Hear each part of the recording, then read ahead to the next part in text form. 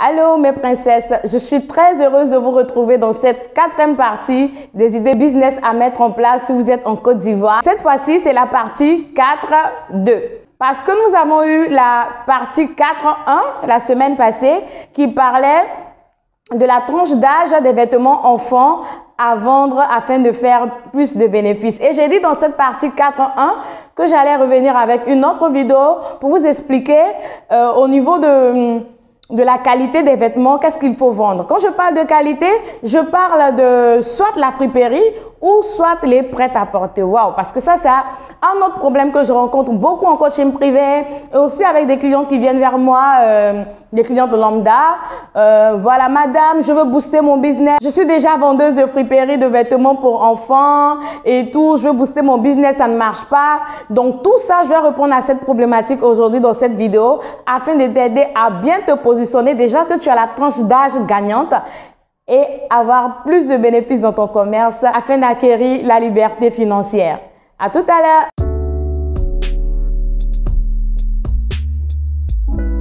Si tu es nouvelle par ici, je me présente à toi. Je suis Tenem Priska Ouattara, je suis fondatrice de l'entreprise Essence Afrique. Je milite pour l'autonomisation de la femme africaine et qui aide les Africains d'ici et de la diaspora à se positionner dans l'entrepreneuriat, que ce soit online ou offline. Alors, sur cette chaîne, je parle développement personnel, bien-être et surtout business. Car je suis totalement convaincue que l'entrepreneuriat est le véritable pilier sur lequel les femmes africaines d'ici et d'ailleurs doivent impérativement s'appuyer pour acquérir la liberté financière et l'épanouissement en société. Alors, la semaine passée, comme je disais tantôt, j'ai parlé des tranches d'âge. Voilà. Donc, si tu me prends en marche sur cette quatrième partie des idées business à mettre en place, si vous vivez en Côte d'Ivoire ou dans la sous-région, sache que nous sommes à la deuxième partie d'une thématique que j'ai commencé à traiter la semaine passée qui est la vente de vêtements enfants. Donc, tu peux regarder dans le fil d'actualité des vidéos. C'est la vidéo récente avant celle-ci. Voilà. Donc, l'année passée, je crois que c'est l'année passée ou l'année surpassée, j'ai eu à commenter une publication d'une personne qui parlait des vêtements pour enfants de la friperie. Écoutez, vendre la friperie, c'est pas mauvais en soi, d'accord? Mais ici, je vais enlever ma casquette de cette femme qui milite pour l'autonomisation de la femme, qui écoute de tout, qui prend tout le monde et tout. Je vais me parler en ma qualité de formatrice en entrepreneuriat, en ma qualité de consultante en affaires et une personne qui fait le suivi entrepreneurial. D'accord? Prenez bien vos tabourets et écoutez très bien ce que je vais vous dire ici dans ce positionnement-là. OK. Vous savez, ça va peut-être choquer et ce n'est pas pour dénigrer, ce n'est pas pour dire que telle personne a l'argent, telle personne n'a pas l'argent et tout, mais écoutez très bien. Et si vous êtes déjà du domaine, venez me dire si vous arrivez à vivre essentiellement de ça ou vous avez trop de périodes creuses. Bref, je ne vais pas aller tourner autour du pot, je vais aller droit au but. Quand il s'agit d'enfants, beaucoup de parents sont méticuleux. Quand il s'agit d'enfants, beaucoup de parents vraiment... ils réfléchissent par deux fois avant de faire certaines choses. Vous savez, vous pouvez vous positionner dans la vente de vêtements enfants au niveau des friperies. Je dis toujours, ce n'est pas pour dénigrer quelqu'un. Je suis en train de parler ici comme si je donnais une stratégie business à une femme, à une princesse, à une FAE qui vient me voir pour dire voilà ce que je vends. D'accord? Donc, ne le prenez pas pour vous personnellement, mais dites-vous que je suis en train de vous apporter un positionnement global. Si tu t'entêtes à te positionner dans la friperie, chose qui n'est pas mauvaise, chaque famille a sa bourse et chaque famille a son idéal concernant l'éducation de ses enfants. Et qui dit éducation d'un enfant parle de ce que cette mère ou ce père-là veut donner à son enfant. Ok, on a des grandes personnes déjà qui ne supportent pas les friperies. Vous allez me parler des friperies de fin de série. Ok, mais fin de série, c'est friperie. On est d'accord? Voilà, c'est la friperie.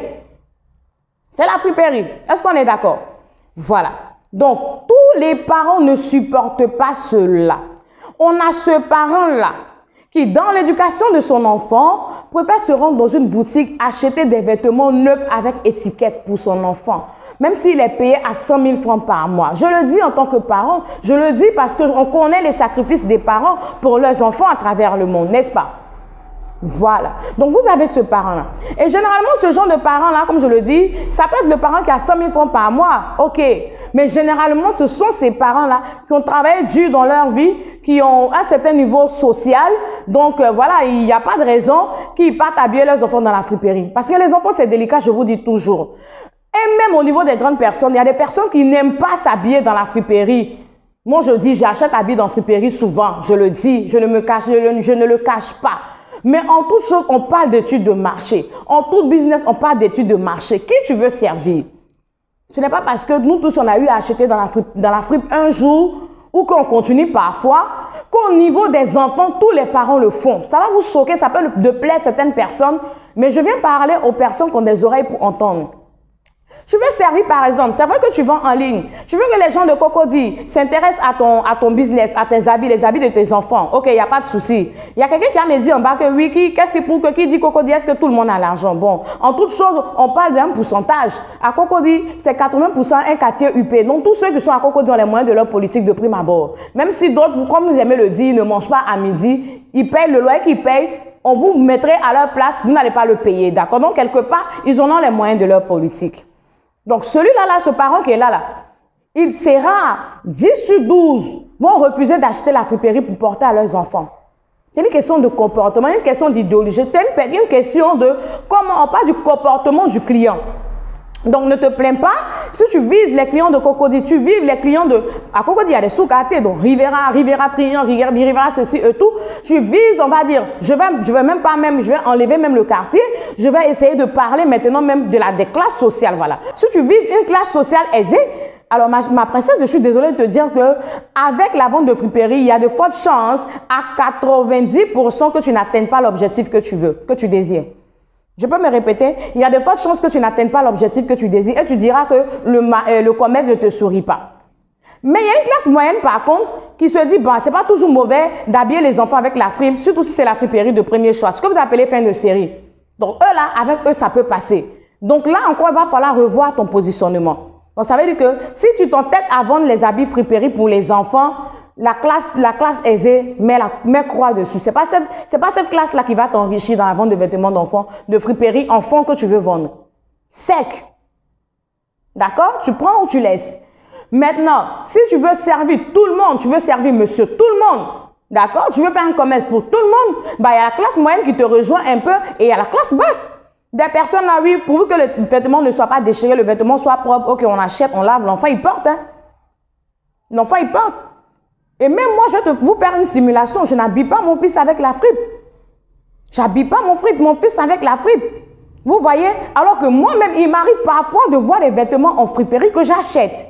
Donc, vous voyez que ce n'est pas une question de vous. C'est une question de comment est-ce que les gens éduquent les enfants. L'enfant, c'est délicat. Les gens se disent quoi? Même nous, les grandes personnes, qu'est-ce qu'on dit? Ah, on ne sait pas où vêtements les patients ne veulent pas porter. Parfois, les chrétiens. Parfois, quand on fait les délivrances, ou bien quand on nous parle de comment est-ce qu'on attrape les esprits, qu'est-ce qu'on nous dit? Parmi les mèches humaines, quelles sont les choses qui ressortent? On parle aussi des vêtements qu'on achète, qu'on reporte au niveau de la friperie. Donc, à combien plus forte raison un enfant qui est né avec son âme, qui est né avec son aura? Donc, les parents, même s'ils s'habillent eux-mêmes dans la friperie, voudront habiller rarement les enfants dans la friperie. Voilà pourquoi depuis que tu es positionné dans la vente de vêtements enfants friperie et que tu vises une certaine classe sociale, tu n'arrives pas à les atteindre parce qu'ils ne le feront pas. J'ai été vraiment claire dans cette phrase-là pour dire que tu gagnes des clients. Je vous anticipe en même temps. Tu gagnes des clients, mais tu n'as pas la clientèle que tu dois avoir à cause de ton positionnement. Et ce n'est pas mauvais. Si tu veux, tu restes dans ce positionnement-là. Mais si je veux parler à une princesse qui veut se mettre dans la vente de vêtements enfants et qui veut avoir minimum 40, 50 à 60% de bénéfices sur son business afin de pouvoir vivre avec. Quand on parle d'être aisé dans un business, quand on parle d'acquérir la liberté financière dans son business, quand on dit qu'on fait un business juteux, un business fructueux, c'est ce business-là. Même si tu es salarié aujourd'hui, tu es comptable, tu es, je dirais, n'importe quoi. Lorsqu'on te coupe tes vivres aujourd'hui, lorsqu'on te coupe ton salaire aujourd'hui, ce business-là te fait vivre. Donc ici, moi, je ne vais pas vous parler des business à peu près. Donc tout positionnement est bon. C'est comme je dis là, tu vends les pommades, tu vends le tcha, c'est bon. Tu ne vends pas le tcha, c'est bon. Chacun a son choix dans la vie. Mais où tu vas te positionner pour que ce business puisse te faire vivre, c'est ce que tu fais. Et dans chaque secteur d'activité, il y a un positionnement, il y a le positionnement idéal.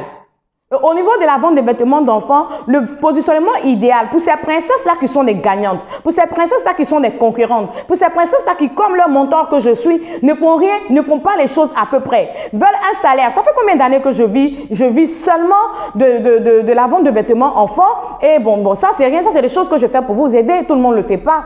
Généralement, quand les gens viennent mettre la caméra, ils vous passent qu'ils ont un produit et service qu'ils offrent derrière. Je peux faire des...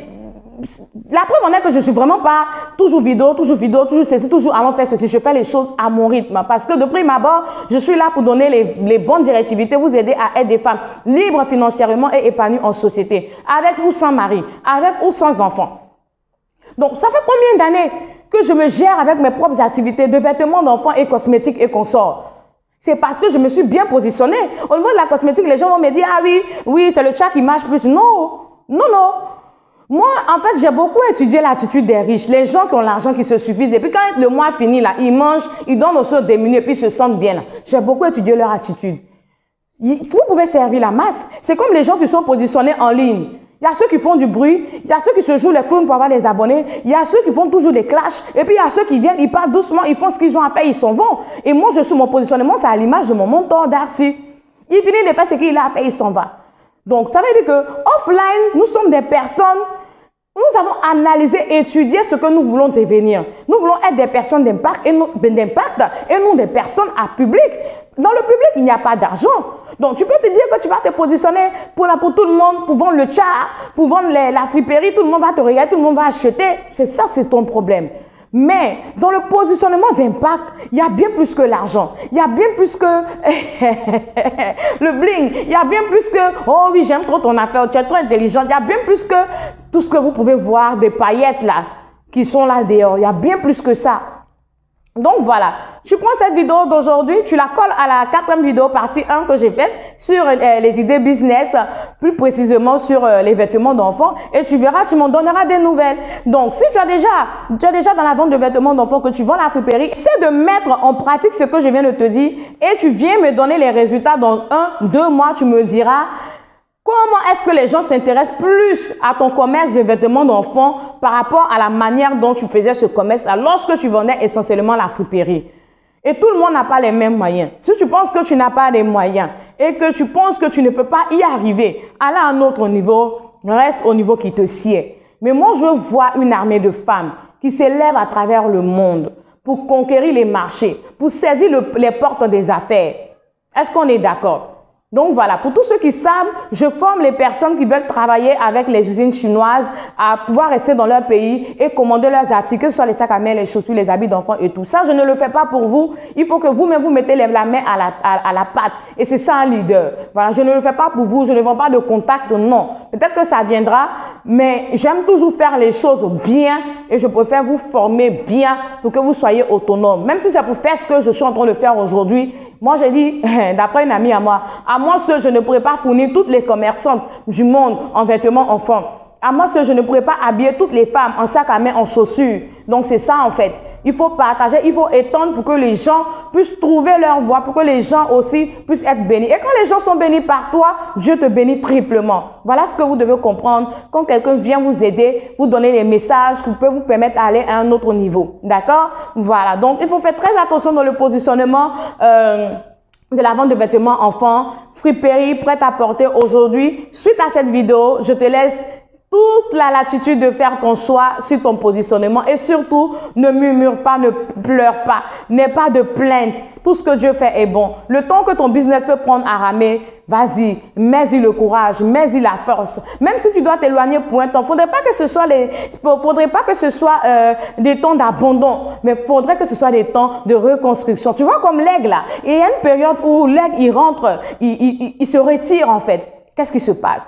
Il se dépouille de ses vieux manteaux, de ses vieux vêtements, de tout ce qui était vieillissant sur lui ou qui l'empêchait d'aller à une plus haute altitude. Donc, quand tu te retires, ça doit être pour travailler. Quand tu te mets en autarcie, ça doit être pour réfléchir sur des prochaines stratégies, pour reprendre le courage et aller de l'avant. Le succès ne vient pas du jour au lendemain. La gloire que Dieu donne à une personne dans sa vie, dans son commerce, ne tombe pas du ciel à un clic de doigt. C'est suite à ton effort que Dieu te récompense. Alors, si tu abandonnes du jour au lendemain, comment est-ce que tu veux pouvoir concrètement compter l'argent que tu dois amasser réellement dans ton business, il te faut un peu de temps, il te faut beaucoup de courage et surtout, il te faut la foi. On se donne rendez-vous dans la prochaine vidéo pour encore parler business et s'entraider à être des femmes véritablement épanouies et libres en société. Donc, FAE. Bye!